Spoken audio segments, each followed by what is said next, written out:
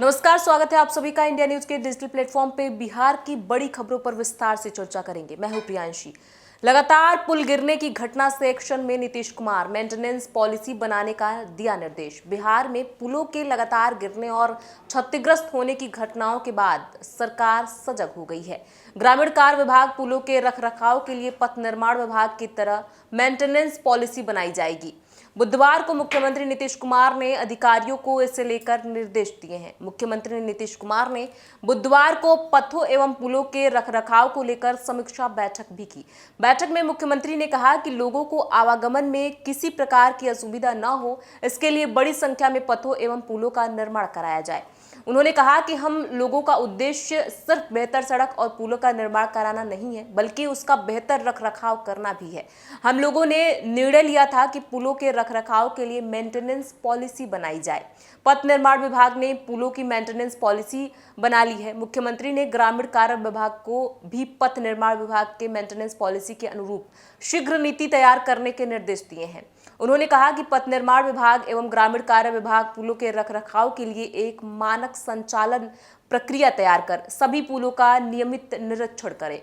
उन्होंने पथ निर्माण विभाग और ग्रामीण कार्य विभाग को पथों एवं पुलों के रखरखाव को लेकर सतर्क रहने और लगातार निगरानी करते रहने का निर्देश दिया। कार्यों में किसी प्रकार की शिथिलता बरतने पर जिम्मेदार लोगों पर कड़ी कार्रवाई भी करने के लिए कहा।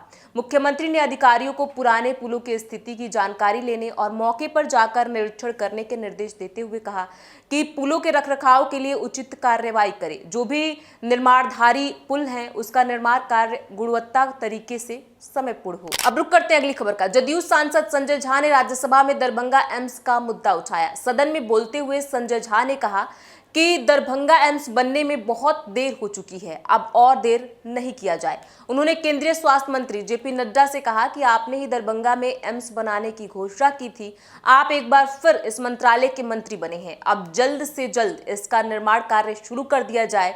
संजय झा ने कहा कि अब देरी की कोई वजह नहीं बची है, इसके लिए जगह तय हो चुकी है। बिहार में दूसरे एम्स को लेकर 2015-16 के बजट में तत्कालीन केंद्रीय वित्त मंत्री अरुण जेटली ने घोषणा की थी। 2018 में तत्कालीन स्वास्थ्य मंत्री जेपी नड्डा ने बिहार सरकार की सलाह पर दरभंगा में राज्य के लिए आवंटित दूसरे एम्स के निर्माण को हरी झंडी दी थी।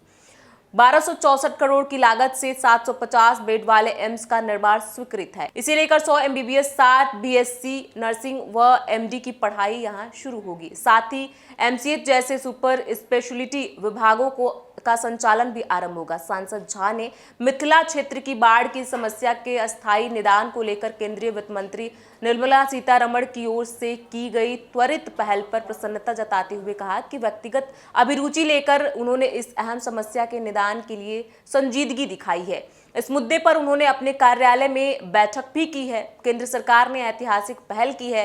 28 जून को सरकार ने उच्च स्तरीय कमेटी का गठन किया है।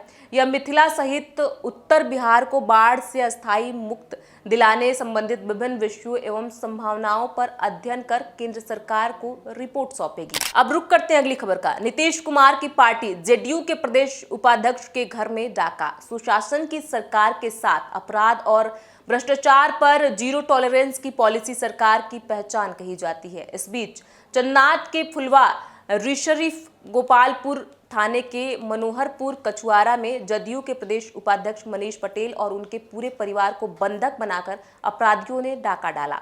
इस दौरान अलमारी में रखे 38,000 नगद, 9 से 10 लाख के गहने, 1 बोरा चावल, 1 कंटर तेल, साबुन, सर्फ तक डकैत अपने साथ ले गए।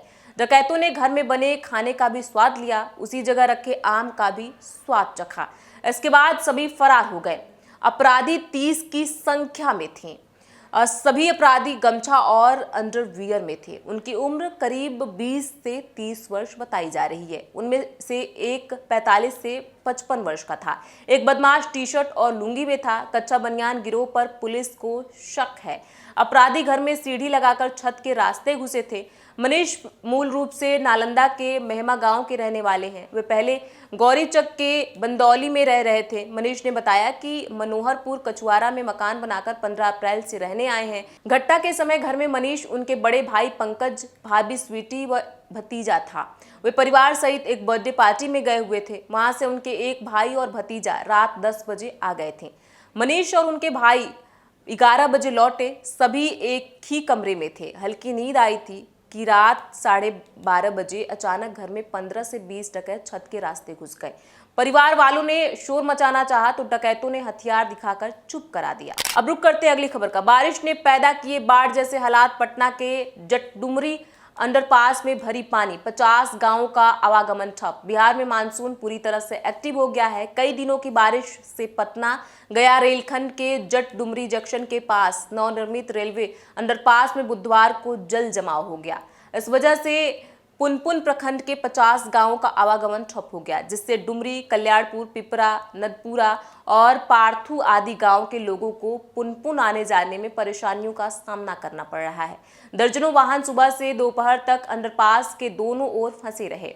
कई गाड़ियों के इंजन में पानी जाने से सीज हो गया। स्कूली बच्चों के साथ ही कार्यालय जाने वाले लोगों को परेशानी का सामना करना पड़ रहा है। पैदल जाने वाले राहगीरों ने जान जोखिम में डालकर रेलवे लाइन पार कर रहे हैं। बता दें कि रेलवे की ओर से करोड़ों की लागत से जटडुमरी जंक्शन और पोठई स्टेशन के पास 2 रेलवे अंडरपास तैयार किया गया। तकनीकी गड़बड़ी के कारण पहली बारिश में जल जमाव हो गया, जिसके कारण घंटों वाहन जाम में फंसे रहे। बाद में सभी वाहन रास्ते बदलकर गंतव्य के लिए निकल गए। वहीं पटना गया डोभी 4 लेन स्थित नदवा गांव में पास बने अंडरपास में भी पानी भरने से राहगीरों को काफी परेशानी का सामना करना पड़ रहा है। मसौढ़ी एसडीओ अमित पटेल ने बताया कि अंडरपास में जल जमाव की सूचना मिली है। रेलवे व एनएचआई के अधिकारी को सूचना दी गई है। जल्द पानी निकालने का आदेश दिया गया है। सामाजिक कार्यकर्ता शनि यादव ने रेल प्रशासन से जल जमाव की निकासी की मांग की है। अब रुक करते हैं अगली खबर का। बिहार के भागलपुर से विमान सेवा जल्द।